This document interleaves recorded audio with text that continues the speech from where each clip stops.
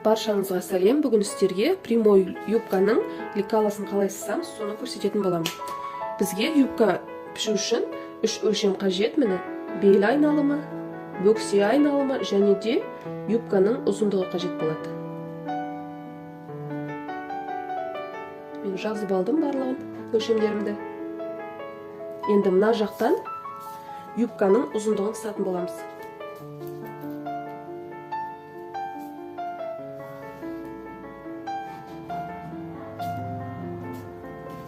Енді мына жақтан бел айналымы бөлу 2 плюс 3 сантиметр формула.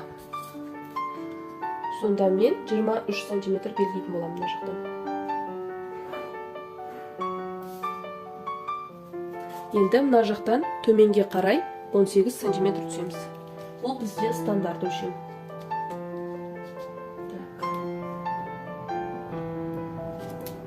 Осы жерге бөксе айналымын бөліп саламыз. Сонда мен 26 сантиметр белгілейтін боламын. 26. Мына аралықты осылай екеуін қосып аламыз. Төменге қарай түзу түсіреміз.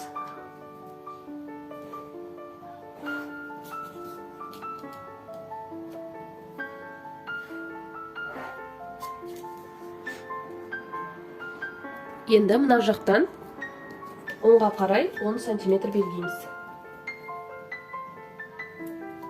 Төменге қарай 10 сантиметр белгілейміз.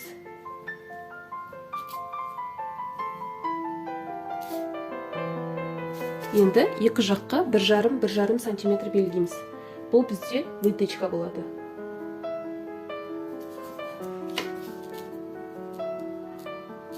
Осы аралықты қосамыз. Міне бізде юбканың лекаласы дайын болды. Бір 2-3 минут қана кетті. Осылай тез сызылады. Және де мына юбканы былай трапеция қылып суға да болады. Былай трапеция қылдырып сызсаңыздар да болады. Әркімнің өз қалауы. Және де мына тігіске мына жақтан ғана 1 сантиметр ғана бересіздер тігіске. Мына жақ бізде сгиб болады. Егер де сұрақтарыңыз болса, комментарийге жаза кетіңіздер, барлықтарыңызға жауап беремін.